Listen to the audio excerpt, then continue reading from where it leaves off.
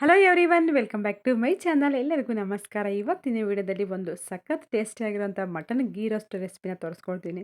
ತುಂಬಾ ಚೆನ್ನಾಗಿರುತ್ತೆ, ಬಿಸಿ ಬಿಸಿ ಅನ್ನ, ಹಾಗೆ ಇದು ಬಟರ್ ನಾನ್ ಜೊತೆಗೆ ಸೂಪರ್ ಆಗಿರುತ್ತೆ. ಮಟನ್ ಗೀ ರೋಸ್ಟು ತುಂಬಾ ಟೇಸ್ಟಿಯಾಗಿರುತ್ತೆ.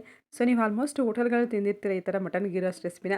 ಸೇಮ್ ಅದೇ ಥರ ನಾವು ಮನೆಯಲ್ಲೇ ಮಾಡ್ಕೋಬೋದು. ತುಂಬಾ ಚೆನ್ನಾಗಿರುತ್ತೆ, ಸೂಪರ್ ಆಗಿರುತ್ತೆ. ಮಟನ್ ಗೀ ರೋಸ್ಟ್ ರೆಸಿಪಿನ ಹೇಗೆ ಮಾಡೋದು ಅಂತ ನೋಡ್ಕೊಳ್ಳೋಣ. ಹಾಗೆ ಫ್ರೆಂಡ್ಸ್, ನನ್ನ ಚಾನಲ್ ಫಸ್ಟ್ ಟೈಮ್ ಮಾಡ್ತಿದ್ರೆ ಸಬ್ಸ್ಕ್ರೈಬ್ ಮಾಡ್ಕೊಳ್ಳಿ. ಹಾಗೆ ನಿಮ್ಗೇನಾದ್ರು ಈ ರೆಸಿಪಿ ಇಷ್ಟ ಆದರೆ ಒಂದು ಲೈಕ್ನ ಮಾಡಿ. ಈಗ ಒಂದು ಕಡಾಯಿ ಇಟ್ಕೊಂಡ್ಬಿಟ್ಟು ನಾನು ಇವತ್ತು ಮಾಡ್ತಿರೋದು 1 kg ಮಟನ್ನ ತೊಗೊಂಡಿದ್ದೀನಿ. ನಾವು ಮಾಡ್ತಿರೋದೇ ಮಟನ್ ಗೀ ರೋಸ್ಟ್ ಆಗಿರೋದ್ರಿಂದ ತುಪ್ಪ ಸ್ವಲ್ಪ ಜಾಸ್ತಿನೇ ಹಾಕ್ಕೋಬೇಕಾಗುತ್ತೆ. ಇಲ್ಲಿ ಒಂದು 10 ಸ್ಪೂನಷ್ಟು ಆಯಿಲ್ನ ಸೇರಿಸ್ಕೊಂಡು ಇದಕ್ಕೆ ಒಂದು 4 ಸ್ಪೂನಷ್ಟು ತುಪ್ಪನ ಸೇರಿಸ್ಕೋಬೇಕು. ಈಗ ನೋಡ್ತಿರ್ಬೋದು, ಎರಡು ಕ್ವಾಂಟಿಟಿ ಆಯಿಲು ಹಾಗೆ ತುಪ್ಪ ಎರಡನ್ನೂ ಜಾಸ್ತಿನೇ ಹಾಕ್ಕೋಬೇಕಾಗುತ್ತೆ. ಮೇಯ್ನು ಫ್ಲೇವರ್ ಕೊಡೋದೇ ಈ ಮಸಾಲ ಪದಾರ್ಥಗಳು. ಇದಕ್ಕೆ ಚಕ್ಕೆ, ಸ್ವಲ್ಪ ಜಾಪತ್ರಿ, ಹಾಗೆ ಇದಕ್ಕೇ ಒಣಮೆಣಸಿನ್ಕಾಯಿ, ಪಲಾವ್ ಎಲೆ, ಲವಂಗನ ಸೇರಿಸ್ಕೊಂಡ್ಬಿಟ್ಟು ಆಯಿಲಲ್ಲಿ 1-2 ನಿಮಿಷ ಫ್ರೈ ಮಾಡ್ಕೋಬೇಕು. ಆಮೇಲೆ ಇದಕ್ಕೇನೆ ಈ ಮಟನ್ ಗೀ ರೋಸ್ಟ್ಗೆ ಟೇಸ್ಟ್ ಕೊಡೋದು ಅಂತಂದರೆ ಗೋಡಂಬಿ ಮತ್ತು ದ್ರಾಕ್ಷಿಯಿಂದ ಸಖತ್ತಿರುತ್ತೆ ಫ್ಲೇವರ್ ಅಂತೂ. ಇದಕ್ಕೆ ದ್ರಾಕ್ಷಿ ಮತ್ತು ಗೋಡಂಬಿನ ಸೇರಿಸ್ಕೊಂಡ್ಬಿಟ್ಟು 1-2 ನಿಮಿಷ ಫ್ರೈ ಮಾಡಿಕೊಂಡು ಆಮೇಲೆ ಇದಕ್ಕೆ ಒಂದು 1/4 ಕಪ್ಪಷ್ಟು ಶುಂಠಿ ಬೆಳ್ಳುಳ್ಳಿ ಪೇಸ್ಟ್ನ ಹಾಕ್ಕೋಬೇಕು. ಸ್ಪೂನ್ ವೈಸ್ ಆದರೆ ಇದು ಒಂದು 5-6 ಸ್ಪೂನಷ್ಟು ಇರುತ್ತೆ. ಸೊ ಇದು ಫ್ರೆಶ್ ಆಗಿ ಅವಾಗಿಂದ ಅವಾಗೇ ಮಾಡ್ಕೊಂಡು ಹಾಕಬೇಕು, ಯಾಕಂದರೆ ಫ್ರೆಶ್ ಆಗಿರೋದ್ರಲ್ಲಿ ಫ್ಲೇವರು ಚೆನ್ನಾಗಿರುತ್ತೆ. ಈಗ ಶುಂಠಿ ಬೆಳ್ಳುಳ್ಳಿ ಆಯಿಲಲ್ಲಿ ಮತ್ತು ಚೆನ್ನಾಗಿ ಫ್ರೈ ಮಾಡ್ಕೋಬೇಕು. ಈಗ ನೋಡ್ತಿರ್ಬೋದು ಎಷ್ಟು ಫ್ರೈ ಆಗಿದೆ ಅಂತ. ಇದಕ್ಕೇ 1 ಕಪ್ ಅಷ್ಟು ಈರುಳ್ಳಿನ ಸಣ್ಣಕ್ಕೆ ಕಟ್ ಮಾಡಿಕೊಂಡು ಸೇರಿಸ್ಕೋಬೇಕು. ಸೊ ನಾವು 1 kg ತಗೊಂಡಿರೋದ್ರಿಂದ ಒಂದು ಮೀಡಿಯಮ್ ಸೈಜ್ ಈರುಳ್ಳಿ 3 ಕಟ್ ಮಾಡಿಕೊಂಡ್ರೆ ಕರೆಕ್ಟಾಗಿ ಆಗುತ್ತೆ.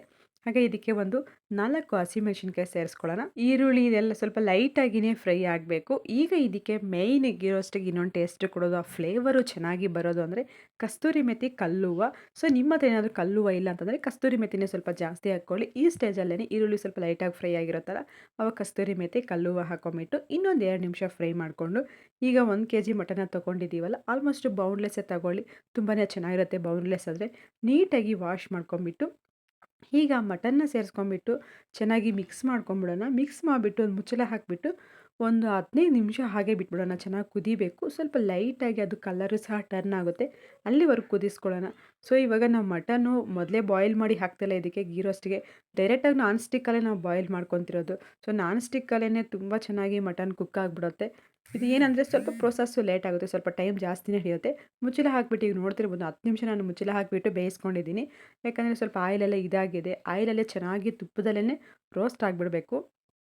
ಈಗ ಇದಕ್ಕೆ ರುಚಿಗೆ ತಕ್ಕಷ್ಟು ಉಪ್ಪನ್ನ ಸೇರಿಸ್ಕೊಂಡ್ಬಿಟ್ಟು ಮತ್ತೊಮ್ಮೆ ಮಿಕ್ಸ್ ಮಾಡ್ಕೋಬೇಕು. ಈಗ ಈ ಮತ್ತೊಮ್ಮೆ ಮಿಕ್ಸ್ ಮಾಡಿದ್ಮೇಲೆ ಇನ್ನೊಂದು 5 ನಿಮಿಷ ಹಾಗೆ ಕುದಿಸ್ಕೊಳ್ಳೋಣ. ಮಟನ್ ಎಲ್ಲ ಆಯಿಲಲ್ಲೇ ಫ್ರೈ ಆಗಿದೆಯಲ್ಲ, ನಾವು ಉಪ್ಪು ಹಾಕೋಷ್ಟೊತ್ತಿಗೆ ಅದಕ್ಕೆ ಸ್ವಲ್ಪ ನೀರೆಲ್ಲ ಬಿಟ್ಕೊತಿರುತ್ತೆ. ನೀವು ನೋಡ್ತಿರ್ಬೋದು ಸ್ವಲ್ಪ ಆಯಿಲೆಲ್ಲ ಚೆನ್ನಾಗಿ ಕುದಿ ಬರ್ತಿದ್ದಿಲ್ಲ. ಇಂಥ ಟೈಮಲ್ಲೇ ಇದಕ್ಕೆ ಗರಂ ಮಸಾಲ 1-2 ಸ್ಪೂನಷ್ಟು, ಹಾಗೆ ಇದಕ್ಕೇ ಪೆಪ್ಪರ್ ಪೌಡರ್ 1-2 ಸ್ಪೂನಷ್ಟು.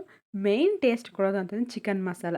ಸೊ ನೀವು ಅಂದ್ಕೋಬೋದು ಮಟನ್ಗೆ ಚಿಕನ್ ಮಸಾಲ ಅಂತ. ಹೌದು, ಚಿಕನ್ ಮಸಾಲ ಹಾಕಿದ್ರೆ ಸೂಪರಾಗಿ ಟೇಸ್ಟ್ ಕೊಡುತ್ತೆ.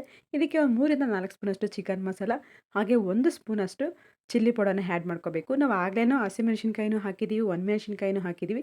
ಈಗ ಖಾರ ನೋಡಿಕೊಂಡು ಚಿಲ್ಲಿ ಪೌಡರ್ನ ಹಾಕ್ಕೊಂಬಿಟ್ಟು ಒಂದು ಸ್ವಲ್ಪ ಮಿಕ್ಸ್ ಮಾಡ್ಕೊಂಡು ಇದಕ್ಕೇ ಒಂದು 3 ಸ್ಪೂನಷ್ಟು ಧನಿಯಾ ಪುಡಿನ ಸೇರಿಸ್ಕೊಂಬಿಟ್ಟು ಎಲ್ಲ ಒಂದು ಸಲ ಮಿಕ್ಸ್ ಮಾಡಿಕೊಂಡು ಹಾಗೆ ಒಂದು ಹಿಡಿ ಆಗೋಷ್ಟು ಕೊತ್ತಂಬರಿನೂ ಸಹ ಸೇರಿಸ್ಕೊಳ್ಳೋಣ.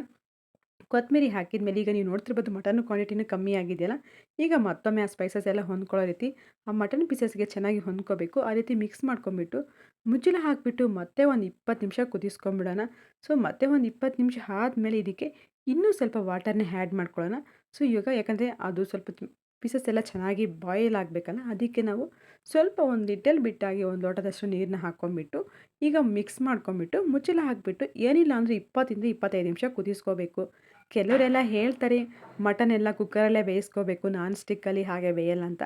ಕುಕ್ಕರಲ್ಲೇ ಅಲ್ಲ, ನಾನ್ ಸ್ಟಿಕ್ಕಲ್ಲೂ ಚೆನ್ನಾಗಿ ಬೇಯಿಸ್ಕೋಬೋದು ಮಟನ್ನ. ಚಿಕನ್ ಥರ ಸಾಫ್ಟಾಗಿಯೇ ಆಗುತ್ತೆ.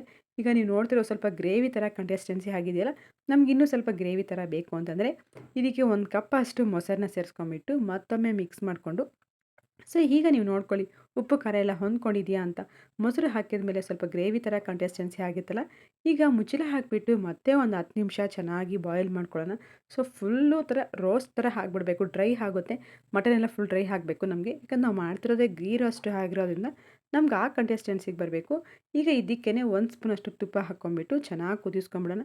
ಆ ಗ್ರೇವಿ ಎಲ್ಲ ಫುಲ್ ಡ್ರೈ ಆಗೋವರೆಗೂ ಕುದಿಸ್ಕೊಂಡು ಮಟನನ್ನು ತುಂಬ ಸಾಫ್ಟ್ ಆಗೋವರೆಗೂ ಕುದಿಸ್ಕೋಬೇಕು. ಸೊ ನಿಮ್ಗೇನಾದ್ರು ಮಟನನ್ನು ಸ್ವಲ್ಪ ಬೇಗ ಬಾಯ್ಲ್ ಆಗಿಲ್ಲ ಅಂತಂದರೆ 1 ಸ್ಪೂನಷ್ಟು ಇದಕ್ಕೆ ಸ್ಪ್ರೈಟ್ನ ಆ್ಯಡ್ ಮಾಡಿ, ಬೇಗ ಬಾಯ್ಲ್ ಆಗುತ್ತೆ. ಹಾಗೆ ಈಗ ನೀವು ನೋಡ್ತಿರ್ಬೋದು ಮಟನ್ ಫುಲ್ ಗ್ರೇವಿ ಥರ ಆಗಿದೆಯಲ್ಲ. ಸೊ ಇವಾಗ ಡ್ರೈ ಆಗಿದೆ, ತುಂಬಾ ಚೆನ್ನಾಗಿರುತ್ತೆ. ಕೊನೆಯದಾಗಿ ಸ್ವಲ್ಪ ಕೊತ್ತಂಬರಿ ಹಾಕ್ಕೊಂಬಿಟ್ಟು ಸ್ಟವ್ ಆಫ್ ಮಾಡಿಕೊಂಡ್ರೆ ಮಟನ್ ಗೀ ರೋಸ್ಟ್ ರೆಡಿ ಆಗುತ್ತೆ. ಸೊ ನಾನು ಕೊನೆಯದಾಗಿ ಸ್ವಲ್ಪ ತಣ್ಣಗಾದ್ಮೇಲೆ ನೋಡ್ತಿರ್ಬೋದು ಫುಲ್ ಡ್ರೈ ಥರ ಆಗಿಬಿಟ್ಟಿದೆಯಲ್ಲ, ಇದು ಬಿಸಿ ಬಿಸಿ ಅನ್ನದ ಜೊತೆಗೆ ಹಾಗೆ ಬಟರ್ ನಾನ್ ಜೊತೆಗೆ ತುಂಬಾ ಚೆನ್ನಾಗಿರುತ್ತೆ. ಫ್ರೆಂಡ್ಸ್, ನಿಮಗೆ ಈ ಮಟನ್ ಗೀ ರೋಸ್ಟ್ ರೆಸಿಪಿ ಇಷ್ಟ ಆಗಿದೆ ಅಂದ್ಕೊತೀನಿ. ಸೊ ಆಲ್ಮೋಸ್ಟ್ ಇದನ್ನೆಲ್ಲ ಹೋಟೆಲ್ಗಳಲ್ಲೇ ಜಾಸ್ತಿ ಟ್ರೈ ಮಾಡ್ತಾರೆ, ಅಲ್ಲೇ ಜಾಸ್ತಿ ತಿಂತಿರ್ತೀವಲ್ಲ, ಈ ಸಲ ಮನೆಯಲ್ಲೂ ಮಾಡಿ ತುಂಬಾ ಚೆನ್ನಾಗಿರುತ್ತೆ. Thank you for watching.